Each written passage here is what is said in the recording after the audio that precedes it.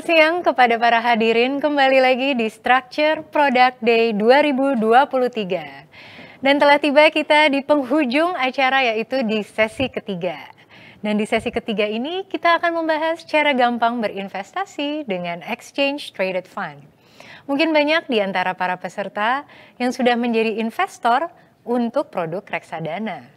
Tapi mungkin banyak juga yang masih belum familiar dengan produk yang disebut ETF ataupun Exchange Traded Fund.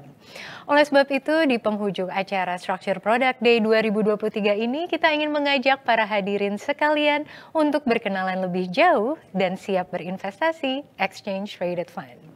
Bersama saya di studio telah hadir para narasumber yang profesional dan memiliki pengalaman, terutama di produk ETF ini. Perkenalkan, di sebelah saya ini ada Bapak Mugi Bayu Pratama. Hai Bapak. Halo, selamat siang. Bapak Mugi adalah Kepala Unit Evaluasi dan Pemantauan Perusahaan tercatat 2 Bursa Efek Indonesia. Dan selanjutnya ada Bapak Angga Aditya Asaf. Halo Pak Angga, bisa menyapa hadirin juga? Selamat siang. Siang. Bapak Angga dari Institutional Equity and ETF Sales, PT Mandiri Sekuritas. Dan yang di paling ujung sana ada Bapak M. Fairuz Zaman selaku Head of Institutional Marketing PT Indo Premier Investment Management. Halo Pak Fairuz. Halo, Saya manggilnya Pak Fairuz apa Pak Zaman ini? Pak Zaman. Pak Zaman ya mungkin ya. Dan ketiga narasumber di sini adalah perwakilan dari para sepuh nih ya katanya yang sudah ada di ETF ini. Dan saya juga tadi sempat berbicara nih dengan mereka kalau ternyata yang namanya produk ETF sudah hadir lebih dari 15 tahun ya, Pak Mugi ya, sudah dari 2007. Oke, langsung saja kita tanya nih ke Pak Mugi. Mungkin bisa diceritakan agar teman-teman peserta webinar ini lebih tahu sebenarnya Exchange Traded Fund itu apa tuh Pak? Ya, terima kasih Mbak Alia. Jadi Exchange Traded Fund itu kalau di Indonesia itu diartikan sebagai reksadana berbentuk kontrak investasi kolektif yang dicatatkan di bursa. Jadi fitur itu hampir sama seperti reksadana yang konvensional, namun ETF ini memiliki beberapa kelebihan ya. Karena dari sisi likuiditas ETF ini dicatatkan di bursa, jadi investor lebih mudah untuk melakukan transaksinya melalui bursa gitu ya. Selain itu ETF ini memiliki salah satu keunggulan yang paling paling besar adalah transparansi, di mana investor bisa melihat isi dari komposisi portofolionya. Jadi seluruh saham-saham yang dimiliki masuk ke dalam portofolio itu setiap hari dipublikasi oleh manajer investasi. Kalau kita bandingkan dengan produk reksadana gitu ya, paling kita bisa melihat hanya 5 saham terbesar saja yang mereka investasikan gitu ya. Jadi tidak usah ada keraguan ya dari para teman-teman investor mungkin. Betul. Ya yang pengen tahu isi dari Exchange Traded Fund ini apa. Jadi sebenarnya ini agak mirip ya Pak ya dengan reksadana, tapi betul, apakah ETF itu sendiri reksadana atau memang bukan produk reksadana? Ya. Jadi ETF itu sebenarnya produk reksadana yang memiliki ada beberapa fitur lebih advance dibanding reksadana gitu ya. Selain itu juga kalau investor ingin membeli ETF ini bisa kapanpun di jam perdagangan bursa. Mengetahui berapa NAB-nya yang akan mereka beli gitu ya. Sedangkan kalau kita bandingkan dengan reksadana konvensional, kita baru tahu misalnya pagi kita beli, setor uangnya ke manajer investasi, kita baru tahu oh kita dapat unit penyertaannya di akhir sesi gitu, di sore hari. Jadi ada beberapa waktu yang menunggunya, uncertainty-nya gitu ya. Kalau di ETF kita udah tahu tuh. Misalnya beli pagi dapat NAB-nya berapa, ya kita udah dapat gitu ya, segitu unit penyertaannya gitu. Biasanya kalau reksadana ada closing transaction jamnya itu sebelum sesi 1 berakhir ya Pak ya, kalau tidak salah. Betul. Kalau ETF ini apakah tetap bisa diperdagangkan di sesi 1 dan 2 atau bagaimana? Ya, jadi di ETF itu kan ada primary market dan secondary market. Kalau secondary market sama seperti jam perdagangan bursa. Begitu juga di primary marketnya. Jadi biasanya sampai jam 4 kurang 15 itu kita bisa melakukan transaksi pembelian di primary marketnya juga gitu. Oke, baik. Jadi tidak terbatas di sesi satu saja Betul, ya Pak betul. ya? Oke, ini menarik sekali nih dan saya ingin bertanya nih kepada Bapak Zaman nih. Dari Indo Premier sendiri ini merupakan salah satu investment management yang pertama kali menerbitkan ETF di Indonesia nih ya. Sebenarnya apa sih yang membuat produk ETF ini unggul dan manajer investasi ingin menerbitkan produk-produk ETF seperti ini? Jadi memang produk ETF ini mungkin sesuatu yang baru buat investor. Tadi sudah cerita mungkin kurang lebih sekitar 15 tahun ya produk ETF ini sudah ada. Kita melihat bahwa manajer investasi mungkin tahun 2007 kebetulan memang kami PT Indo Premier Investment Management yang sebagai pelopor dari industri ETF saham di Indonesia memang melihat dari karakteristik dari ETF bahwa kebutuhan investor atas produk investasi yang transparan, fleksibel, terus efisien itu bisa dipenuhi oleh produk ETF ini. Okay. Oleh karena itu banyak sekali sekarang investor sudah mulai teredukasi, sudah mulai berinvestasi, baik investor institusi, investor retail itu ke produk ETF. Oleh dasar itu kami bersama teman-teman manajer investasi lain itu sekarang sudah mulai berlomba-lomba untuk menerbitkan produk ETF di Indonesia. Baik itu ETF saham, ETF obligasi yang saat ini sudah ada di Indonesia. Kurang lebih seperti itu, Mbak. Oke, jadi tadi karena Indo Premier ini merupakan salah satu pelopor, mungkin bisa diceritakan nih awal mula keberadaan ETF, bahkan sampai sekarang nih mungkin masih dibilang kalah pamor. Yeah. Mungkin tantangan-tantangan apa aja sih yang bisa dihadapi agar kedepannya kita bisa lebih lancar lagi nih dalam mensosialisasikan ETF nih Pak Zaman? Ya, baik. Mungkin kalau kita flashback dari 15 tahun yang lalu, ETF pertama kali yang diluncurkan ada di Indonesia adalah ETF Indeks LQ45. Kalau kita melihat ETF LQ45 itu memang kondisi untuk investor bisa melakukan transaksi atau subscription atau pembelian ETF itu size-nya memang cukup besar, kurang lebih sekitar 7 miliar. Makanya pada saat tahun 2007 sampai tahun 2011 kita melihat sepertinya perlu agar investor itu bisa mengakses dan mudah untuk melakukan pembelian ETF dari yang tadinya 7 miliar, mungkin sekarang kalau misalnya NAV sama dengan tahun 15 tahun yang lalu, kurang lebih sekitar 70 juta, investor sudah bisa melakukan investasi itu di primary market. Bahkan di ETF itu ada dua pasar, primary market dan secondary market. Tadi yang saya sebutkan 70 juta tadi di primary market. Tapi untuk di secondary market, investor itu sudah bisa melakukan investasi dalam satu produk ETF yang sudah terdiversifikasi ke dalam indeks LQ45 hanya dengan uang 70.000. Jadi teman-teman investor, masyarakat pemodal ingin berinvestasi dengan ETF dengan nominal 70.000 itu sudah bisa mendapatkan produk ETF, di mana ETF-nya adalah ETF LQ45. Dan ada ETF-ETF yang lain yang mungkin secara nominal bisa dilakukan minimal sekarang di secondary market 10.000. Kurang lebih seperti itu, Mbak. Baik, terima kasih banyak sama-sama. Pak Zaman, dan selanjutnya saya kembali lagi nih kepada Pak Mugi Bayu nih, boleh diceritakan kalau dari bursa sendiri pertumbuhan ETF di Indonesia hingga saat ini seperti apa nih Pak? Ya, terima kasih. Jadi pertama kali ETF itu seperti Pak Zaman sampaikan terbit di 2007 ya? Itu hanya 2 produk gitu ya. Nah ini ada satu produknya dari Pak Zaman itu LQ45 dan satu lagi ETF bonds gitu ya, EBFI. Nah dalam perjalanan waktunya selama 5 tahun ini memang produk ETF di bursa itu hanya itu stuck gitu ya, jadi nggak banyak berkembang.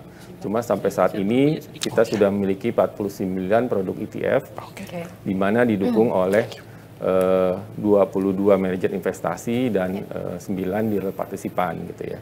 Nah saat ini juga total dana kelolaan dari ETF ini cukup besar gitu ya, hampir 16,97 triliun gitu. Di mana kalau kita lihat di turnover perdagangan ETF ini di pasar sekundernya kurang lebih 1,14 miliar gitu ya.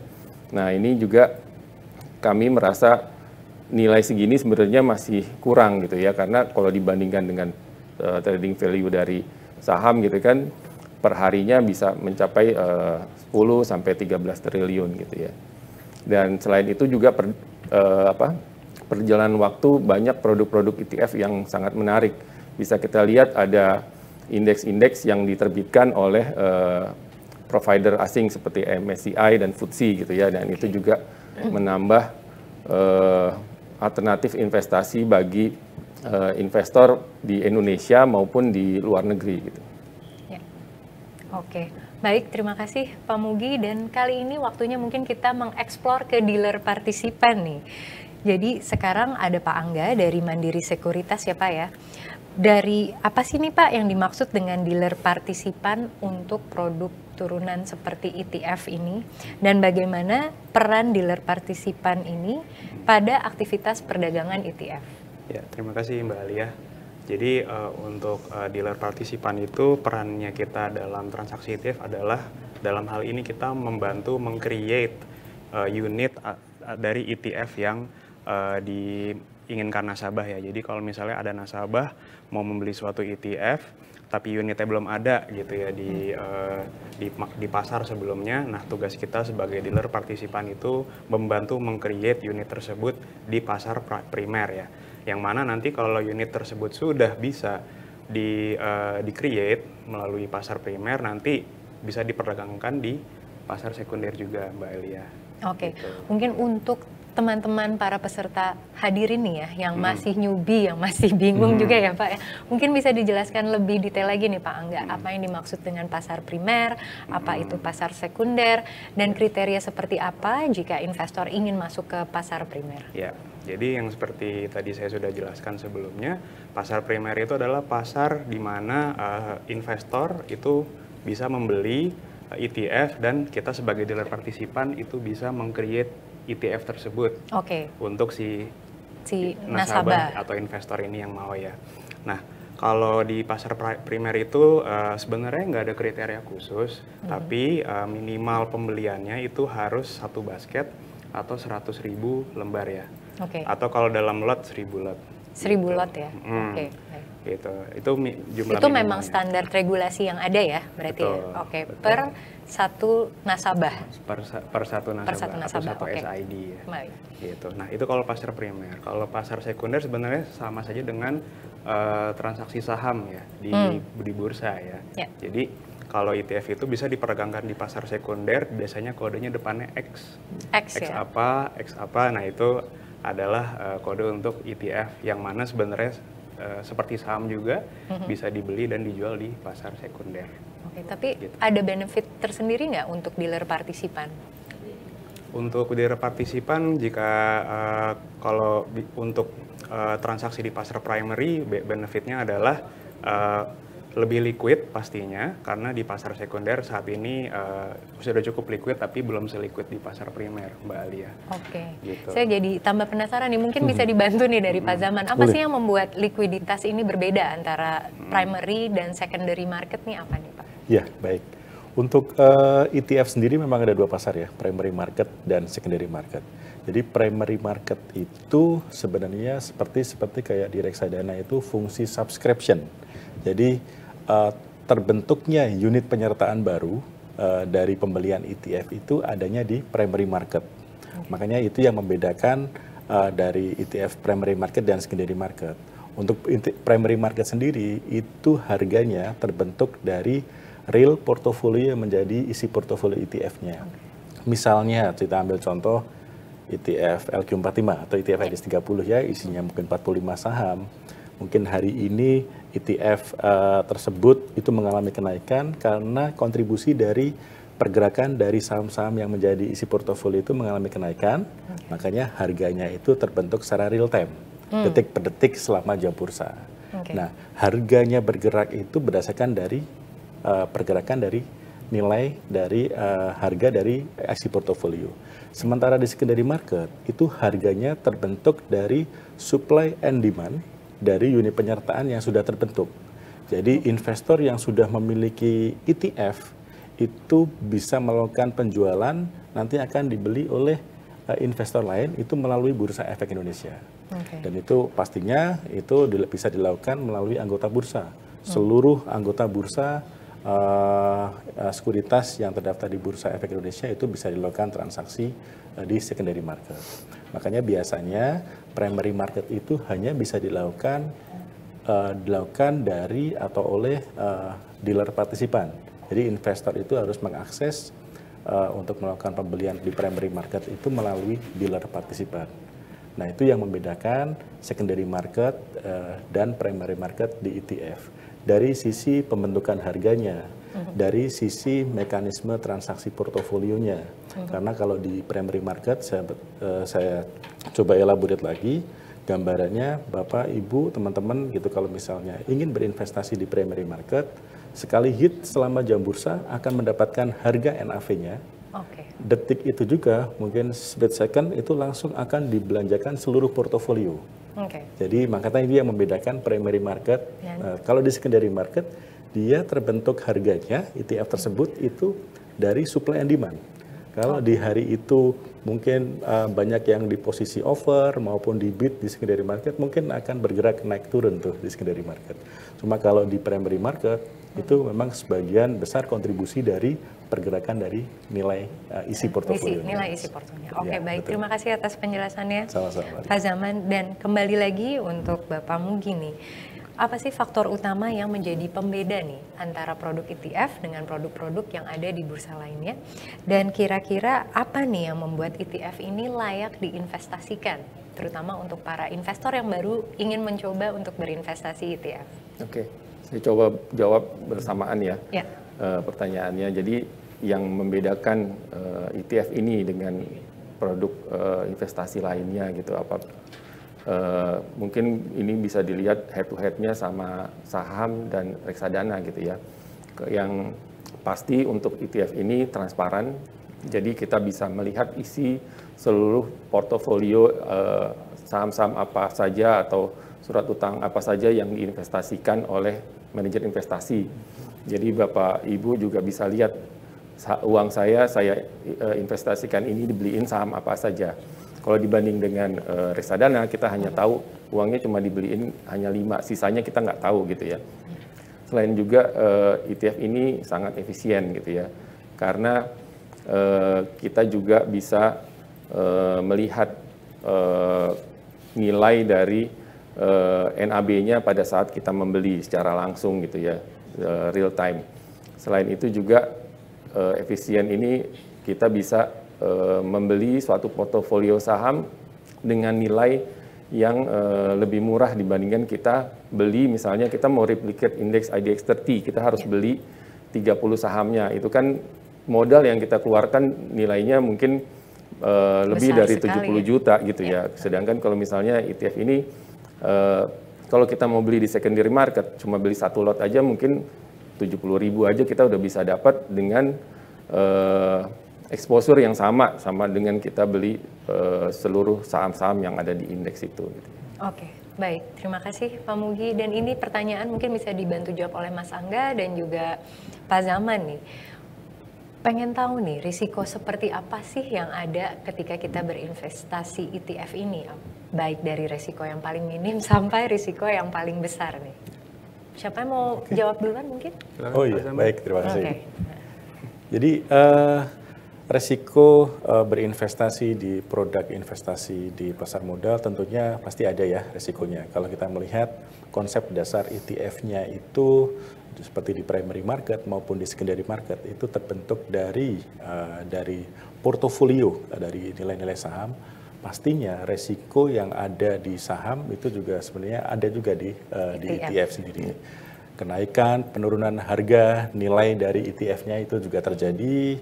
Terus mungkin resiko terjadinya perubahan ekonomi global, perubahan ekonomi nasional itu akan menyebabkan pergerakan dari nilai dari underlying sahamnya yang menyebabkan dari nilai NAV-nya dari ETF juga mengalami pergerakan naik dan turun.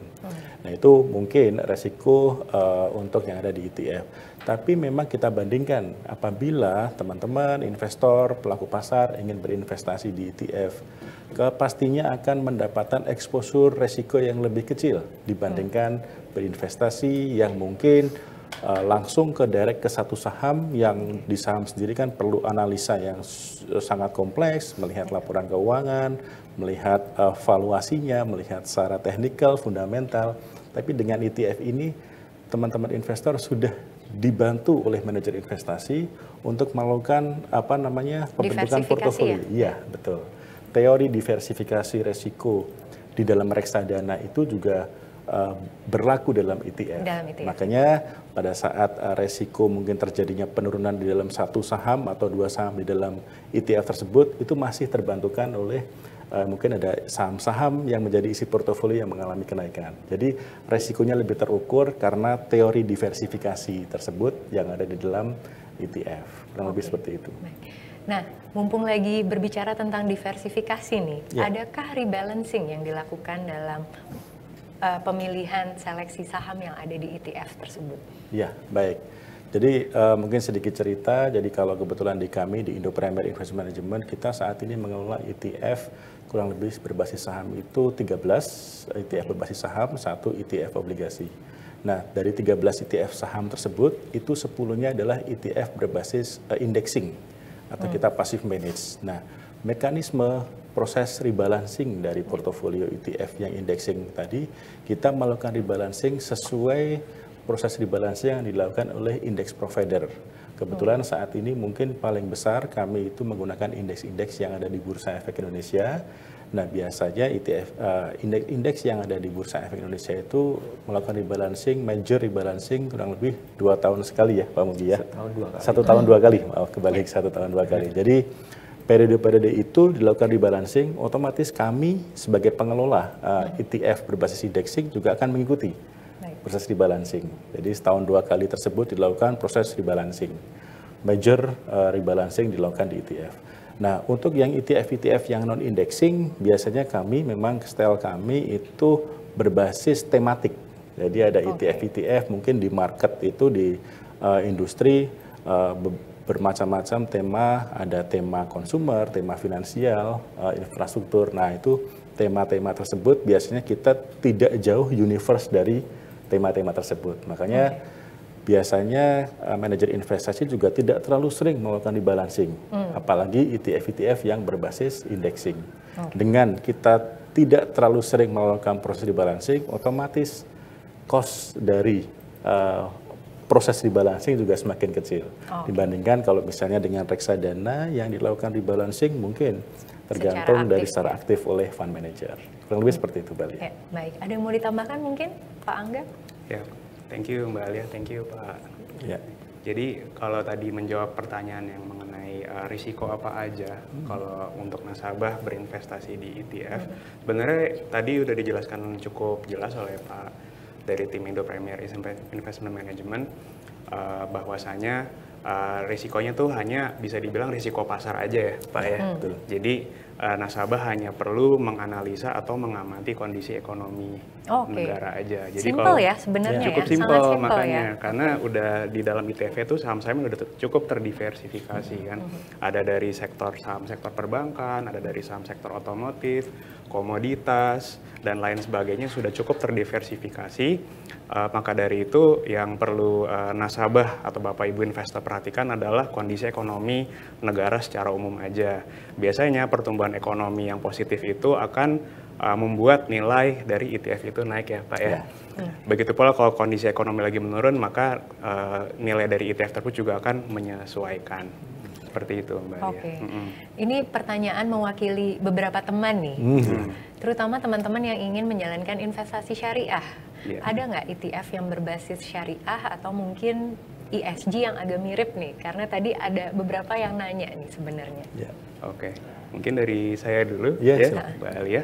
Jadi kalau di Mandiri Sekuritas yang sebagai dealer partisipannya, ada satu produk ESG, ETF yang berbasiskan ESG, yaitu berbasis MSCI Indonesia ESG Leaders ya, di mana saham-saham yang ada dalam ETF-nya itu sudah diseleksi oleh MSCI yang memenuhi kriteria ESG yang paling tinggi gitu ya. Nah, ETF tersebut itu dikelola oleh manajer investasi yaitu BNI Asset Management. Kurang lebih kalau di Mandiri Sekuritas yang seperti ada itu. ESG itu. Oke, mungkin ada tambahan? Ya, baik Mbak Lia. Jadi untuk ETF bertemakan syariah, bertemakan ESG. Jadi kita saat ini untuk yang tema ETF berbasiskan wawasan dan lingkungan dan tata kelola, mungkin biasa familiar itu tema-tema ESG. Kita saat ini mengelola produk 2 ETF bertemakan ESG. Yang pertama adalah ETF berbasis indeks Sri Kahati. Itu yang pertama, terus yang kedua adalah FTSE Indonesia ESG. Jadi memang kalau kita melihat tren atas pengelolaan investasi bertemakan ESG cukup signifikan. Saat ini untuk ETF Sri Kahati sendiri, secara dana kelolaan yang kita kelola yang dipercaya oleh investor, untuk yang Sri Kahati sendiri mungkin hampir 2 triliun. Oh, wow. Dari mungkin disebutkan oleh Pak Mugi tadi sekitar 16, sekian triliun total. ETF 2 triliunnya itu adalah ETF berbasis ESG, di mana yang kami kelola namanya indeks ETF Sri Kahati. Yang kedua, seiring berjalan waktu juga kita menerbitkan ETF FTSE Indonesia ESG. Menariknya juga kita, karena kita jumlah produk investasi ETF-nya saat ini ada 14 ETF yang kami kelola, kita juga memiliki produk ETF berbasis syariah.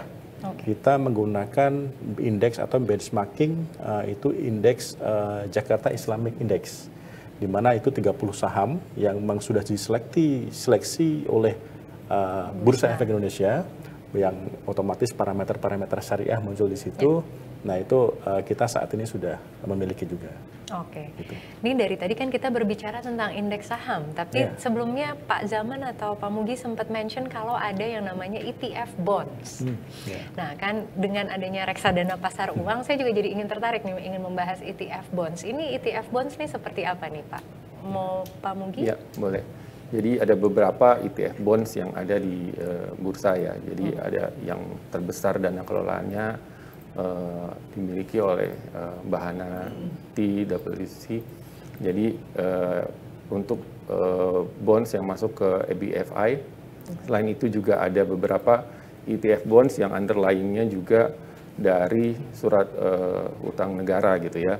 Nah ini sebenarnya sangat membawa benefit bagi investor, karena dengan investasi di ETF bonds ini ada beberapa fasilitas seperti perpajakan juga ya, yang bisa diberikan ke investor gitu.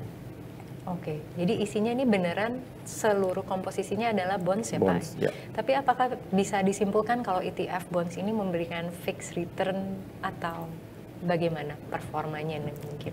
Performanya kalau bonds yang underlying sendiri kan memberikan fixed return ya. Cuma kalau ETF ini kan dihitung dari harga pasarnya gitu. Jadi tetap NAB-nya mengikuti dari harga pasarnya. Oke. Mungkin ada yang mau ditambahkan dari Pak Zaman atau Pak Angga? Iya, mungkin menambahkan sedikit Mbak Lia. Jadi memang kami juga mungkin ada salah satu produk ETF bonds yang memang kebetulan strategi yang kita kita optimalkan untuk ETF bond tersebut adalah kita menggunakan underlying berbasis obligasi pemerintah, di mana kita hanya ambil seri benchmark saja yang 5, 10, 15, dan 20 tahun tenor tersebut. Kenapa kita ambil seri-seri tersebut? Karena memang konsep dasar ETF itu adalah liquid ya. Seperti ETF saham tadi, selama jam bursa itu bisa dilakukan transaksi di market langsung ke pasar. Nah, ETF bond ini memang mungkin ada tantangan tersendiri ya Pak Mugi ya, karena memang pembentukan harganya sendiri tidak serta-merta real time seperti kayak yang ada di saham. Nah, jadi memang masih harganya itu masih over the counter atau masih OTC. Jadi mekanismenya itu pun juga masih kita coba ekspor di industri ini. Makanya kami sendiri melihat ETF bond ini sebenarnya potensial ke depannya cukup menjanjikan, karena bagaimana investor-investor yang mungkin secara mengakses pembelian obligasi itu kan tiket size-nya kalau obligasi kan cukup besar ya. Mungkin ada yang 1 miliar, mungkin kalau ratusan juta.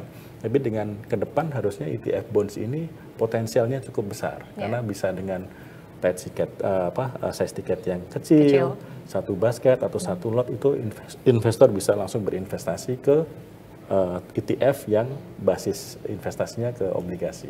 Ya, jadi bisa dibilang ETF ini sebagai salah satu akses ya yang mempermudah untuk para teman-teman investor ini bisa memulai investasi dan juga diversifikasi portofolio ya. Nah, karena ini semakin panas dan semakin antusias, ternyata banyak sekali nih yang sudah ingin lanjut bertanya kepada para narasumber masing-masing. Langsung saja kita buka sesi tanya jawab dan di sini sudah ada banyak pertanyaan. Pertanyaan pertama ini dari Maruba Gabetuasim Tumorang kepada Bapak Mugi nih. Bapak, saya mau tanya untuk ETF, apakah semua broker sudah ada ETF-nya? Ya, jadi untuk di pasar sekunder gitu ya, hampir seluruh broker di bursa itu sudah memfasilitasi perdagangan ETF. Cuma memang ada beberapa broker yang belum bisa memfasilitasi di online trading mereka. Nah, kita di bursa senantiasa untuk mengencourage dari broker-broker ini untuk bisa memberikan kuotasi dari ETF di pasar sekunder.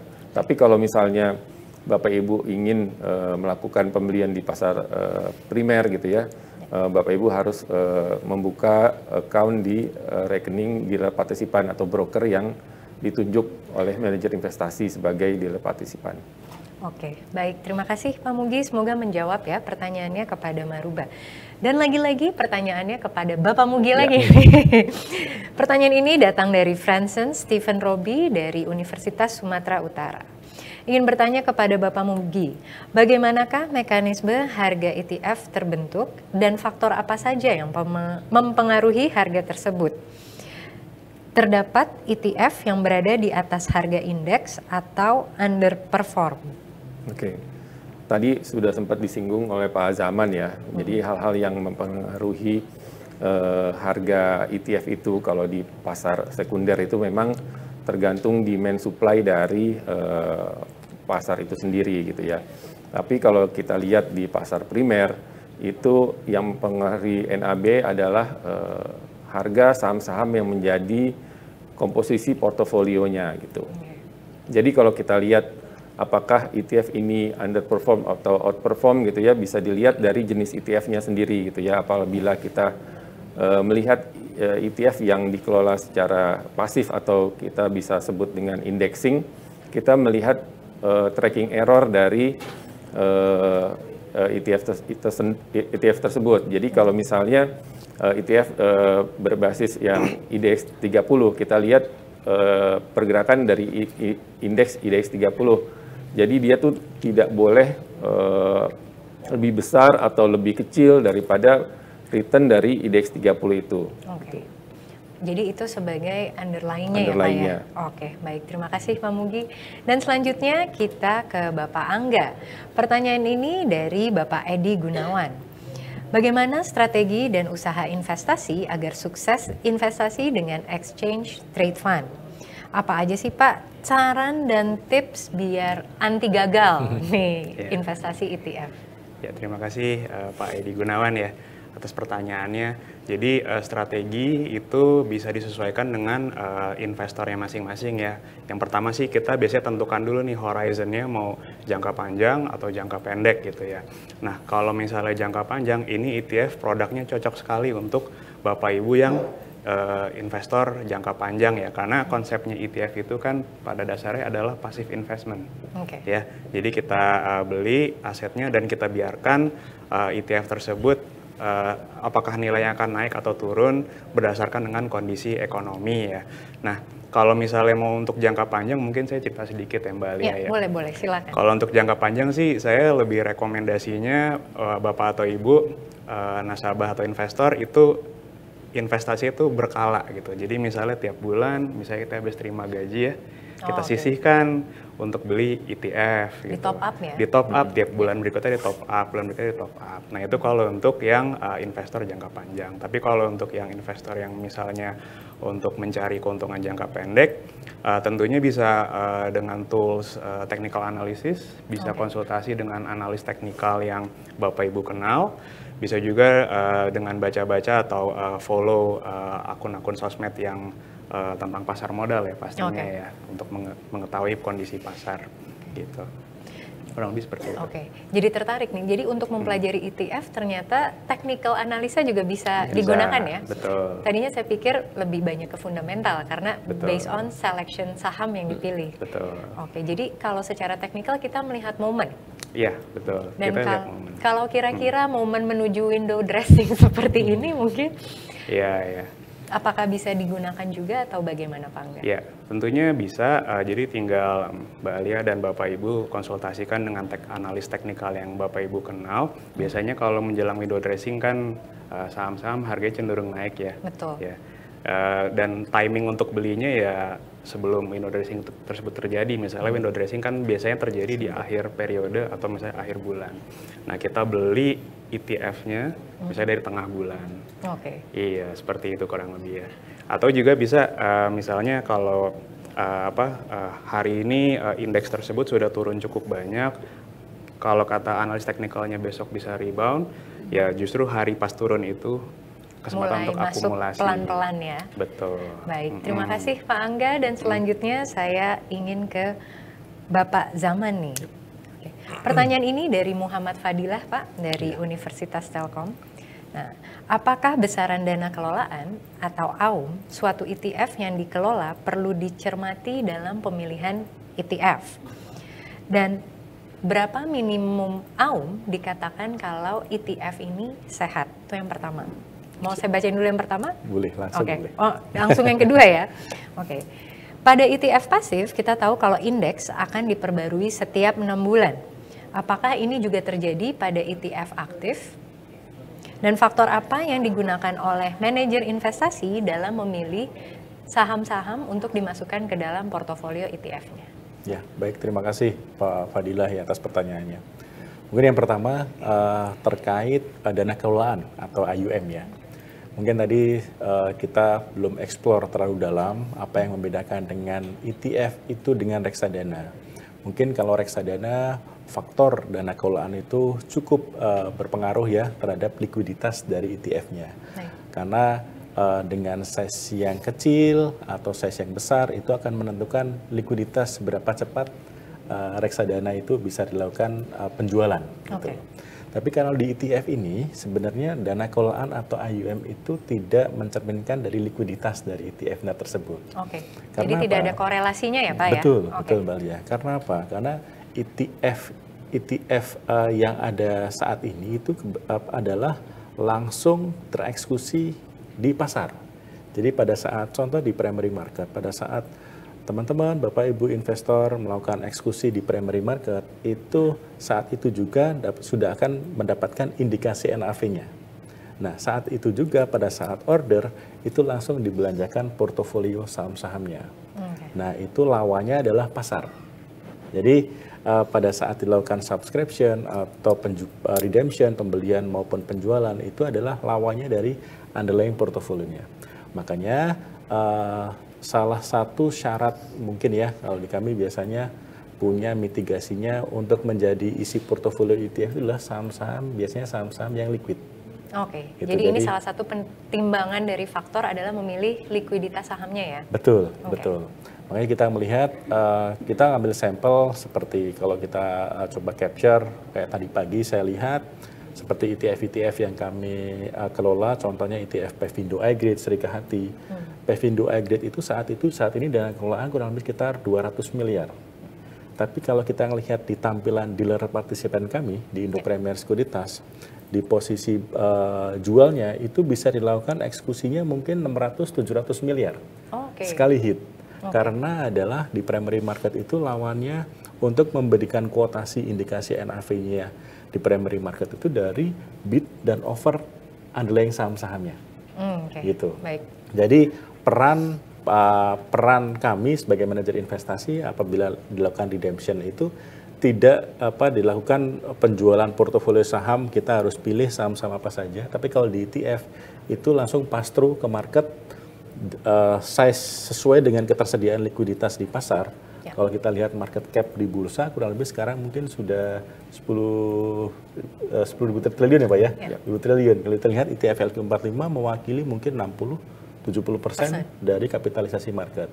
Nah, likuiditas ETF kurang lebih ya likuiditas yang ada di market cap di indeks LQ45 tersebut. Itu contoh kalau misalnya ETF LQ45.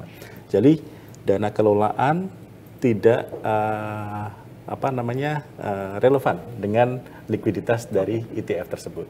Jadi sebenarnya yang justru perlu diperhatikan adalah likuiditas dari saham-saham yang menjadi pilihannya ya. Betul, makanya Dan karena ETF ini agak mirip dengan reksadana, memang ada prospektusnya juga ya Pak? Atau betul, fund fact sheet-nya yang berisi keseluruhan saham yang dipilih ya berarti ya? Bahkan di ETF sendiri itu setiap hari, setiap detik itu teman-teman investor bisa melihat isi portofolionya. Sahamnya, per sahamnya itu bobotnya berapa, posisi cash-nya itu berapa, itu yang akan menjadi isi portofolio pada saat dibelanjakan subscription maupun redemption. Jadi seluruh portofolio itu bisa terlihat. Dan kami manajer investasi juga wajib melakukan pelaporan ke Bursa Efek Indonesia itu untuk melaporkan seluruh isi portofolio dan bobotnya. Makanya dibilang cara mudah berinvestasi karena semuanya sudah terangkum gitu, bisa terlihat gitu dan sudah diseleksi. Ini masih pertanyaan untuk Pak Zaman nih, laris nih kayaknya pertanyaannya nih ya, karena pertanyaan ini bagus sekali gitu. Pertanyaan ini datang dari M. Arya Farabi yang bertanya, ETF ini menggabungkan dua kelebihan produk kan ya, yaitu saham dan reksadana. Apakah di ETF, investor dapat menerima langsung dividen yang dibagikan oleh emiten underlying-nya? Dan apakah para investor ETF ini bisa hadir dalam RUPS? Yang pertama tadi terkait dividen ya, dividen dari apakah dividen underlying saham-saham itu bisa didapatkan oleh investor? Jawabannya karena dividen saham itu langsung diterima oleh ETF-nya, biasanya kami melakukan reinvestasi dari dividen yang sudah diterima dari saham-saham tersebut secara proporsional ke dalam underlying portofolio ETF tersebut. Nah, jadi dividen yang sebenarnya dibayarkan oleh emiten kepada reksadana ETF itu kita optimalkan dalam bentuk reinvestasi ke pembelian saham-sahamnya. Nah, itu strategi yang biasanya kami lakukan. Tapi memang ada beberapa ETF dari yang kami kelola, jadi itu memang sebenarnya diskresi atau dari kewenangan dari manajer investasi, apakah bisa melakukan pembagian dividen. Nah, dividen yang biasanya kami keluarkan itu adalah dividen ETF, bukan dari dividen yang langsung saham. Masuk ke reksadana ETF, langsung kita pass through, tidak. Jadi biasanya kita tampung dulu, kita reinvestasikan dulu, nanti mungkin diskresi dari manajer investasi kita bisa distribusikan dividen dari ETF-nya, dari dividen tersebut. Itu yang pertanyaan pertama. Jadi tetap bisa menikmati dividen dari saham-sahamnya karena dividen tersebut kita reinvest. Terus yang kedua tadi pertanyaannya adalah tentang kegeser sebentar ya. Ini ya, rebalancing. Ya, betul. Jadi memang untuk rebalancing, untuk yang ETF pasif, aktif manage ya. Aktif manage itu rebalancing seperti apa. Jadi memang kami sebagai pengelola salah satu untuk ETF yang non-indexing, biasanya dibilang active manage, memang kita tidak, trafficnya itu tidak sering melakukan rebalancing. Karena kita kebanyakan ETF-nya yang non-indexing itu ETF tematik. Jadi ada tema finansial, otomatis di situ adalah tema-tema finansial related, isi portofolio sahamnya ada ETF BUMN, adalah saham-saham BUMN. Jadi biasanya kita melakukan review itu 3 bulanan sekali. Nah, 3 bulan sekali, apakah perlu kita melakukan reduce position untuk saham A, saham B, atau kita nambah exposure ke saham A atau B, itu biasanya kita melalui komite investasi. Nah, itu langsung dari hasil komite investasi, nanti akan dilakukan rekomendasinya oleh fund manager. Seperti itu. Baik, dan lupa saya satu lagi, apakah sebagai investor bisa hadir nih di RUPS nih Pak? Jadi karena pengelola ETF dalam hal ini manajer investasi itu sebenarnya yang menjadi pemegang saham dari underlying portofolio, biasanya apabila ada RUPS atau undangan corporate action, biasanya sudah diwakili oleh kami. Oke, oleh manajer baik. investasi. Jadi tidak bisa langsung Betul. kita datang ke RUPS. Semoga menjawab ya, Ya. Pak Arya Farabi. Dan selanjutnya ini ke Bapak Mugi nih. Ya. Yang pertama, ini berkaitan dengan resiko-resiko ETF. Dan pertanyaan ini datang dari Muhammad Fadilah, Universitas Telkom. Apakah suatu ETF bisa dibubarkan, Pak? Ya, berdasarkan POJK ini, ETF itu bisa dibubarkan sama seperti reksadana. Kebanyakan dari case yang ada, manajer investasi tidak bisa memenuhi minimum dana kelolaan, di mana OJK mewajibkan minimum ada 10 miliar dana kelolaan gitu ya.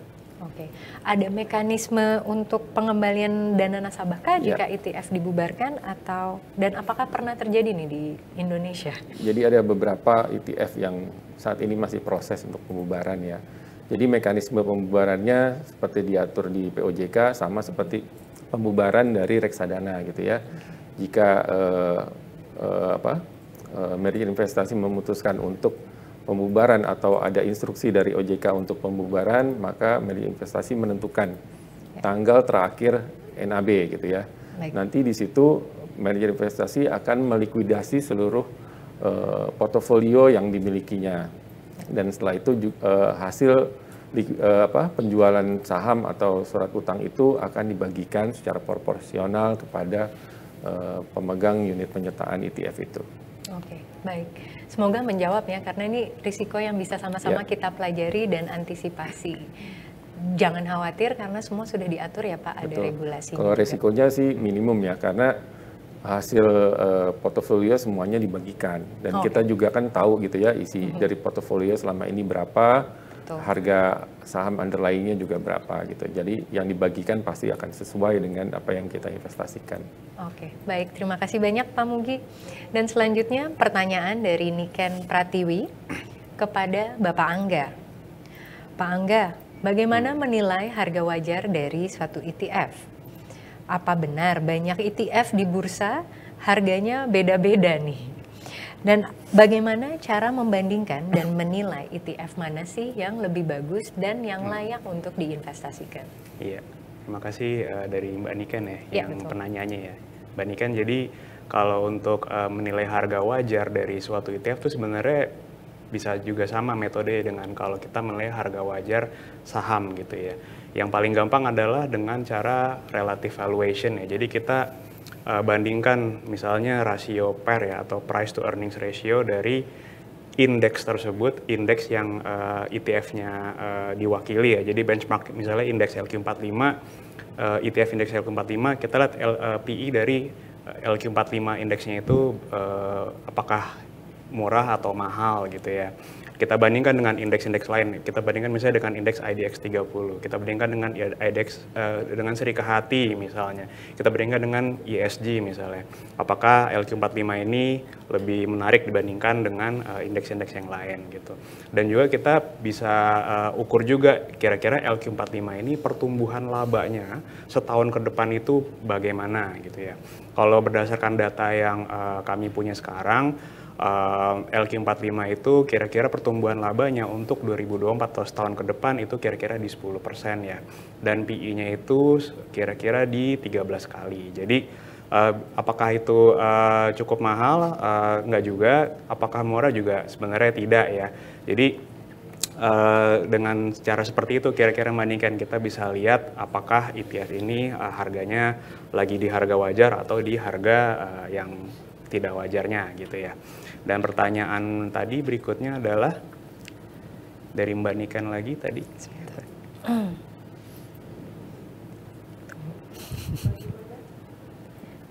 Oke, kok nggak ketemu? Oh ya, bagaimana apakah banyak ETF dengan harga yang berbeda? Iya, ada ETF yang harganya tuh di harga Rp100 juga ada. Jadi kalau mau beli di pasar sekunder misalnya satu lot itu cuma butuh uang 10.000 ya untuk beli ETF-nya.